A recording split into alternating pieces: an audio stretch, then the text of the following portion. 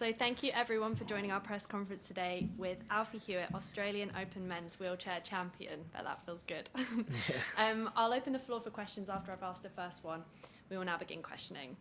So Alfie, third time lucky, how are you feeling coming off the court? Yeah, can't really describe it at the moment. It is third time lucky. Obviously the history of losing the last couple of years has haunted me, and with there being such a big gap in between end of year and the new year, you really have time to dwell on it, and it has stuck with me for, like I say, these last couple of years, and the motivation's been growing. So to get out there today and overcome a few shaky nerves at the beginning and play some of the tennis that I did, yeah, I mean, extremely proud of the efforts and of course the outcome in the end. Is that why the emotion came out? That's why we saw the tears, because Yeah. it's just been that accumulation of not getting over the line? Yeah, I'd probably say it's my biggest battle, I think, with knowing deep down you can win it and having to just go again every year. And maybe my expectations are too high, but with being in the rankings where I'm at, where I sit in the rankings, and the ambitions that I do have, which is I want to achieve everything, similar to Shingo Kunieda. I want to, whenever I retire someday, which obviously isn't in the near future, but I want to be able to say that I've won everything, and this is obviously something that was missing, and so with that comes a lot more pressure, which I certainly added to myself. And as much as I've worked so hard with psychology and my mental stuff, it's natural, when you've not got something, you want it so badly. But yeah, I guess I can be proud of how I overcame that today. Does that mean Wimbledon becomes an unhealthy obsession for you? I knew someone was going to say that. I mean, of course, I believe that I can win it after the last year's performances. We'll see when we get there what the mentality is like. But I think with this one, why it's such a important one is because it was my first time, and with that, I can take into the next Wimbledon or the next Paralympics of something that I haven't done before, because it's probably been a while since I've achieved something that I haven't achieved yet. Winning New York 3 times or running Garros 3 times, there's almost a certain relaxation about going and playing a final because I've been there and I've done it before. But here, I'd lost twice especially, and it was eating away. And I knew this week I was probably the best prepped I've ever been physically, in a great place. Tennis was awesome last week. Played some of my best tennis, and then obviously the matches this week have been very clean. So waking up this morning, it was just like one more hurdle, and obviously got off to a bit of a shaky start, but did well to manage the match in the end. Congratulations. You just mentioned Shingo's name, and so maybe you have talked about this already, but how did you find out his retirement, and what was your reaction at that moment?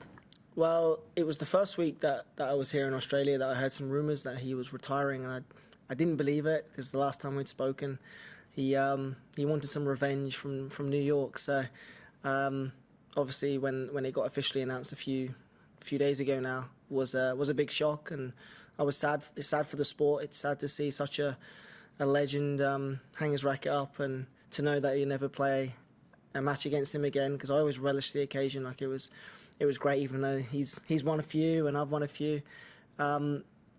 He was such a sportsman, a great sportsman, and his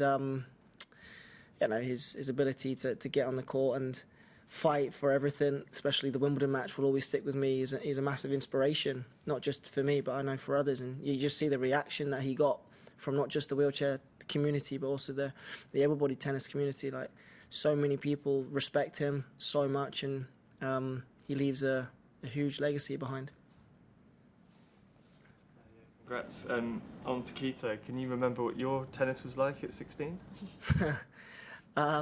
Probably a little bit similar, actually. I think we have similar attitudes. It's all or nothing a little bit. And I said it yesterday, I think he's a confidence player. So when he's playing some of his best tennis and he's rolling the points away, it can be difficult to break that. But once you just get under his skin a little bit at that age, I think the vulnerability showed, and it showed today. Started chipping returns, and a little bit erratic, when probably he'll learn in a few years to manage that a bit better. But that was what I was like at that age. You know, you just gun for every point, and you want to hit it as hard as you can, and you want to hit a winning shot. But I had to take that out of my game a little bit, but with a little bit of management, because you don't want to get rid of that flary stuff, because it's a good thing to have, but just build a few foundations, which I'm sure he will now do.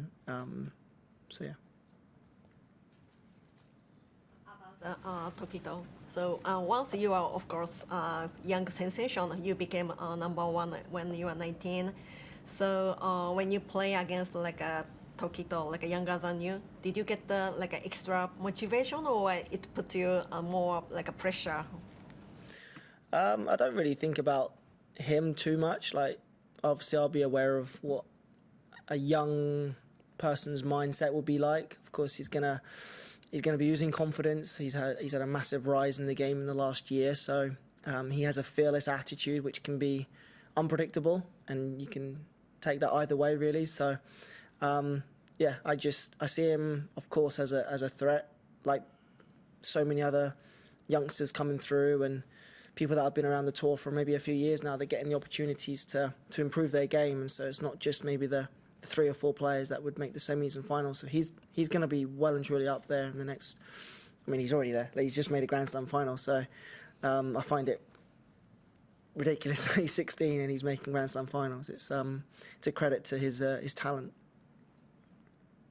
Are you ready to become a figurehead for the sport, Alfie, which I suppose in many ways internationally, as the world #1 and now the Australian Open champion, you might become with Shingo retiring? Yeah, I mean, I think I'll have to speak to him one day and see how he did it. But it's one of the things, probably one of the last things we said before going out there, and it's been on my mind that, you know, with Shingo retiring, that someone's got to step up, you know, and I feel like with my ability that I can get close to his record, and you know, I've got age on my side, I've got the confidence, got the game style to back myself in every slam now. So obviously you take it one at a time, but I would love the dominance. I would love to be a figurehead for the sport. I think we've already got some role models. You know, see, a few of them are retired now with Dylan and Shingo, but you know, in 5-10 years' time, it's something that I definitely aspire to want to do. It's not just about winning. I want to try and leave my own legacy, and yeah, we're in a lot of conversations on how we do that, because you know, it's great to win titles, but there's also a deeper meaning behind what we do as well. So, so yeah. Trophy to smuggle in through customs. I mean, how does it work? I'll be honest, mate, I don't know. I've just been taking a little runner-up one the last few years, so we'll see. Hand luggage, isn't it? I know. I mean, I have a feeling that it's just for show. I think they give us maybe a slightly smaller trophy to take home with us, but we'll see. Any final questions? We'll leave it there. Thank Right. you, Alfie. Thanks, guys. Thank you.